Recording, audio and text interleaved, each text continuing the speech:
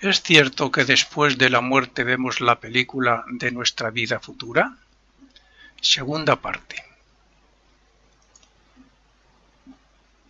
Segundo panorama, el prenatal.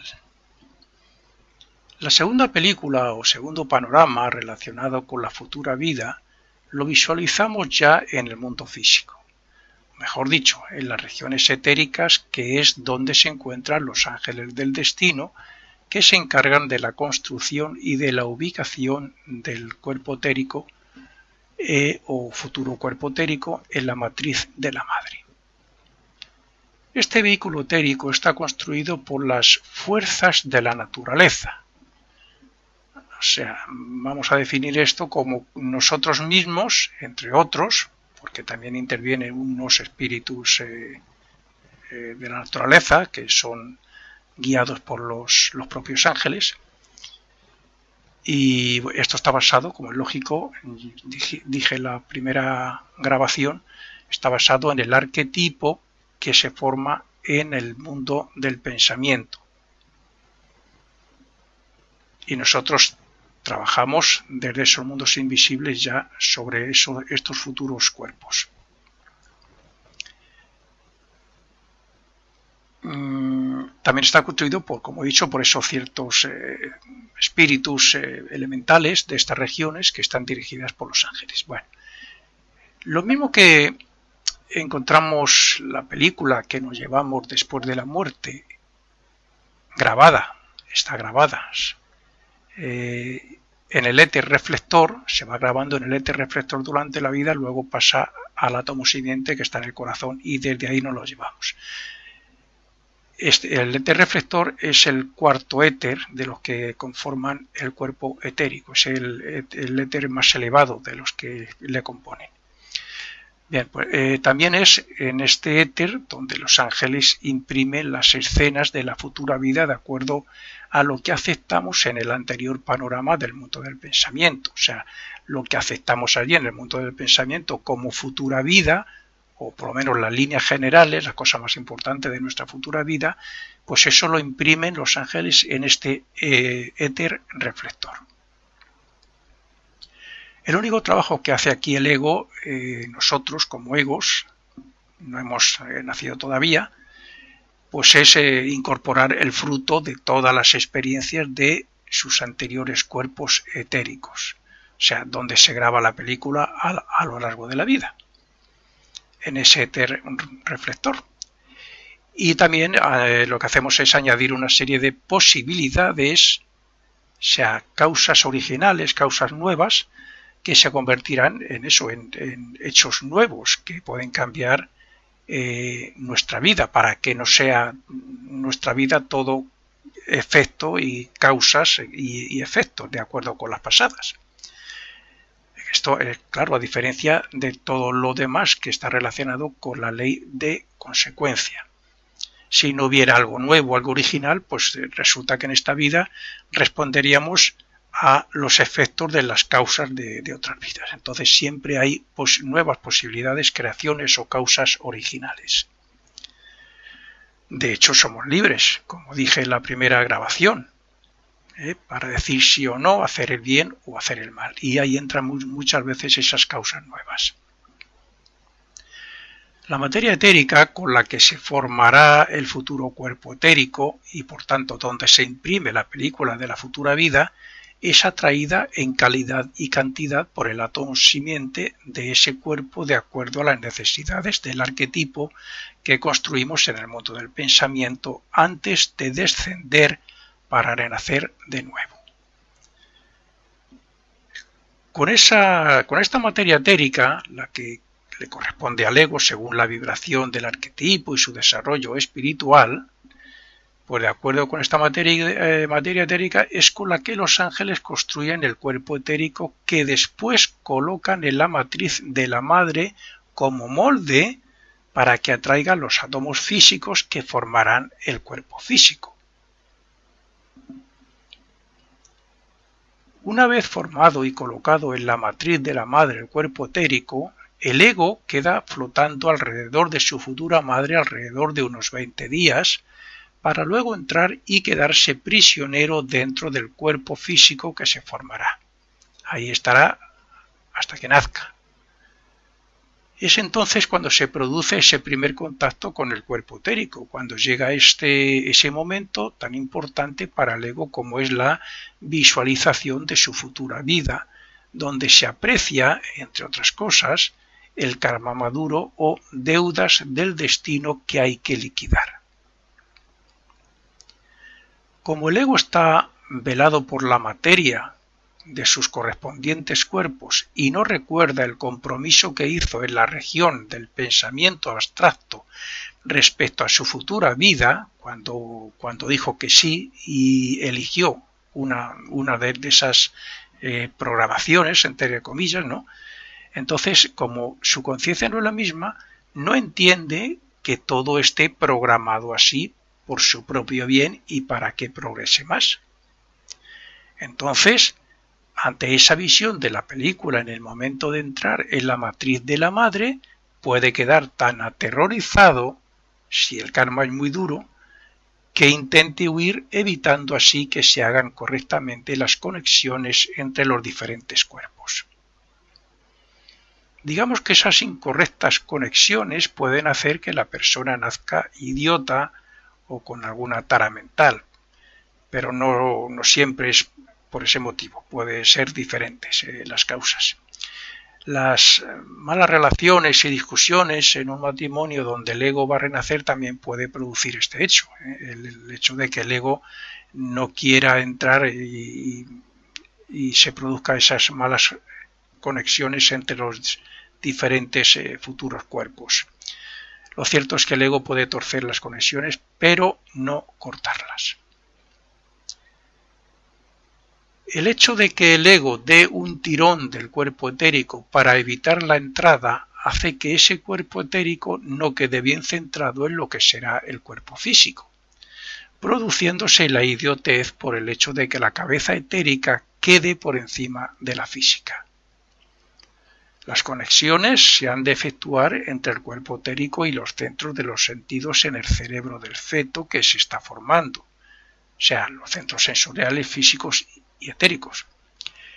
Pero si el ego intenta escapar a su destino, es fácil que nazca con cierta anomalía mental o disminución mental de alguna manera y que pierda toda o casi toda su vida. En los procesos de renacimiento normales, cuando el ego elige, dentro de lo posible, el ambiente y otros aspectos de la futura vida, queda como un contrato entre él y los ángeles del destino que vigilan que se cumpla lo elegido. Si por algún motivo el ser humano intenta eludir sus compromisos contratados, al igual que le ocurre al ratón que tiene que llegar al queso en un laberinto, los ángeles le irán cerrando las puertas para que afronte lo que tiene comprometido para esa vida. Al final terminará yendo donde tiene que ir y afrontar lo que tiene que pendiente. Es cierto que respecto a las deudas pendientes para esta vida podemos hacer poco, como ocurre cuando ya hemos mandado un mensaje por internet que ya no podemos evitar que llegue a su destino. Sin embargo, ocurre todo lo contrario con las causas que hallamos en la presente vida y que hagamos en la presente vida y que tendrán sus efectos en la siguiente. Excepto en lo que nos hayamos limitado con acciones del pasado, podemos hacer que nuestras causas sean siempre buenas, lo que nos facilitaría un destino mucho mejor para la próxima vida. Cuando vemos este panorama, antes de renacer, le vemos como un conjunto y por eso sacamos la conclusión de que puede ser una vida feliz o desgraciada. Solo cuando el ego se deja llevar por la propia forma de renacer correctamente podrá usar su cerebro como cualquier otro, pero si se opone a cumplir su destino, no podrá hacer buen uso de su mente, porque los cerebros etéricos y físico estarán desorganizados. Veamos ahora el tercer panorama. Hemos visto el primero en el mundo del pensamiento, en el tercer cielo, que es las líneas generales de la futura vida. Acabamos de ver el que hacemos antes de cuando entramos en la matriz de la madre, y ahora vamos con el tercer panorama. Hasta ahora hemos visto el trabajo que hacemos y la ayuda que recibimos para preparar nuestra futura vida con las experiencias y hechos que nos darán la oportunidad de progresar en mayor o menor grado según afrontemos las circunstancias y según nos adaptemos y nos esforcemos por desarrollar positivamente nuestros diferentes cuerpos.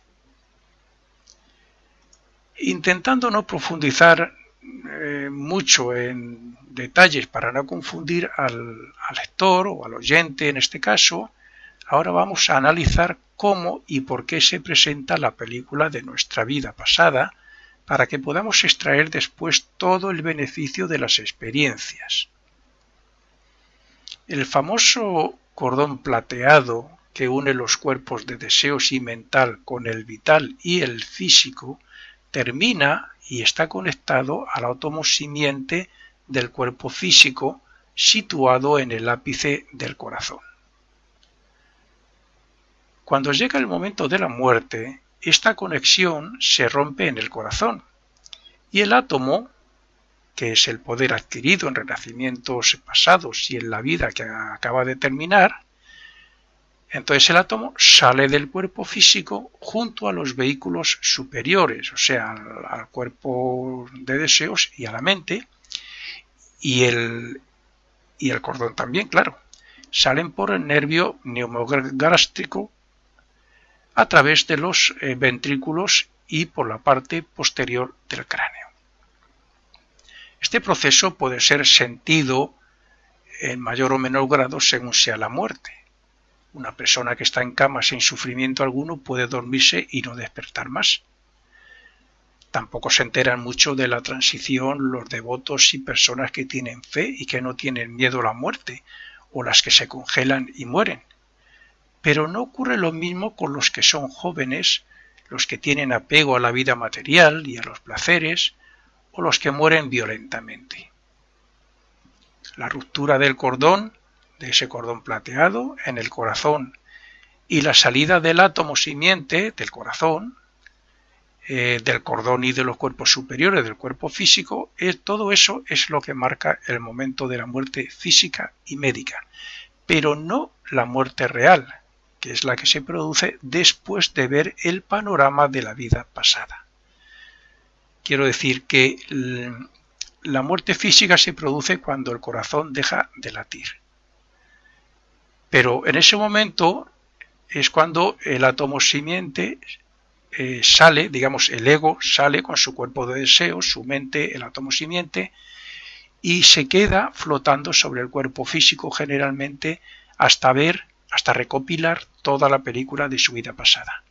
Cuando la ha recopilado ya y pasa al mundo de deseos, esa es la verdadera muerte, la muerte real. Ahí se parte ese cordón y pasamos al mundo de deseos, que es donde está el purgatorio y el cielo. El cuerpo etérico es el receptáculo donde queda grabado todo lo relacionado con la mente consciente y con la subconsciente, es decir, todo lo que hemos experimentado y todo lo que ha ocurrido a nuestro alrededor, hayamos sido conscientes de ello o no.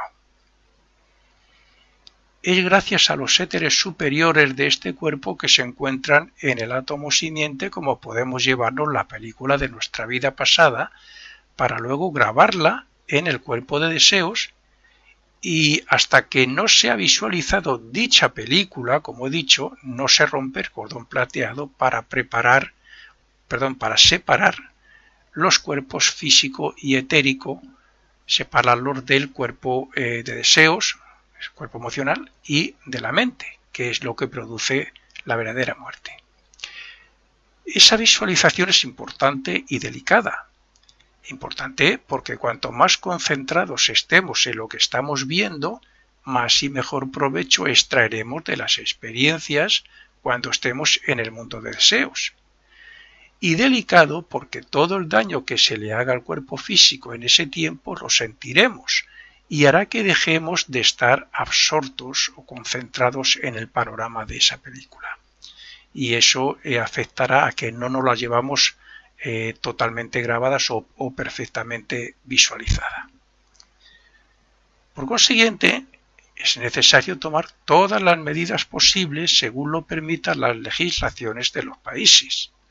Por ejemplo, lo ideal sería tener el cuerpo físico aislado en una cámara frigorífica hasta que pasen al menos 3 días o 3 días y medio, que es lo que puede durar la visión del panorama según los años vividos, claro. Si una persona muere joven no es necesario esos 3 días y medio. Aquí en España la ley no lo permite, entonces nos obligan a enterrar el cuerpo a las 24, enterrarle o incinerarle el cuerpo a las 24 horas. Entonces los españoles lo tenemos, digamos, un poco más complicado. La duración de la película puede variar mucho de unos casos a otros, desde unas horas hasta esos 3 días y medio, según dice Max Heindel en sus variadas investigaciones clarividentes que hizo. Parece ser que la duración está relacionada con la capacidad que la persona tenga de estar despierta, lo que a su vez se relaciona con la vitalidad del cuerpo etérico. Pero también tiene relación con la edad de la persona que fallece, porque la película de una persona de 40 años es mucho más corta que la de 80.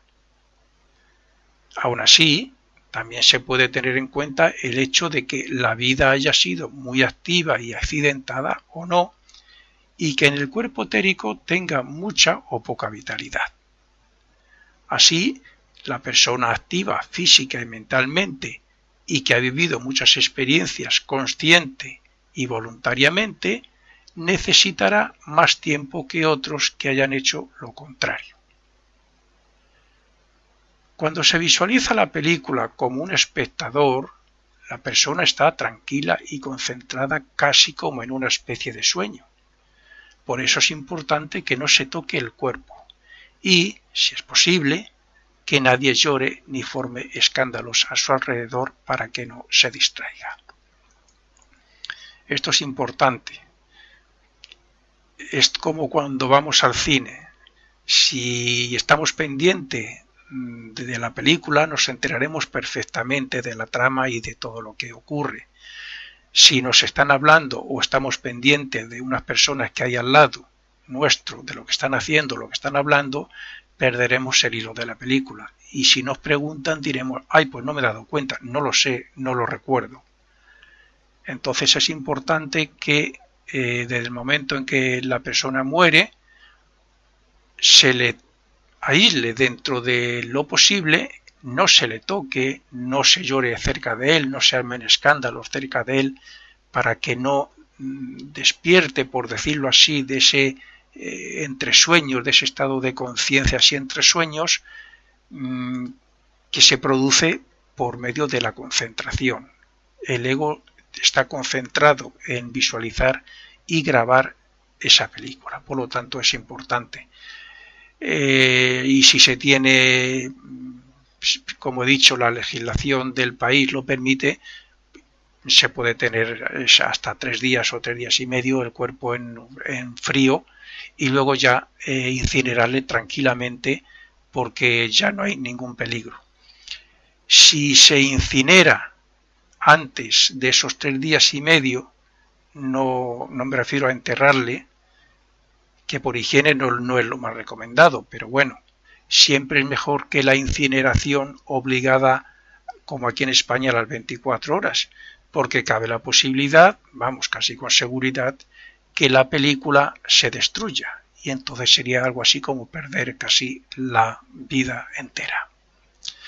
Y con esto terminamos la segunda parte de esta conferencia.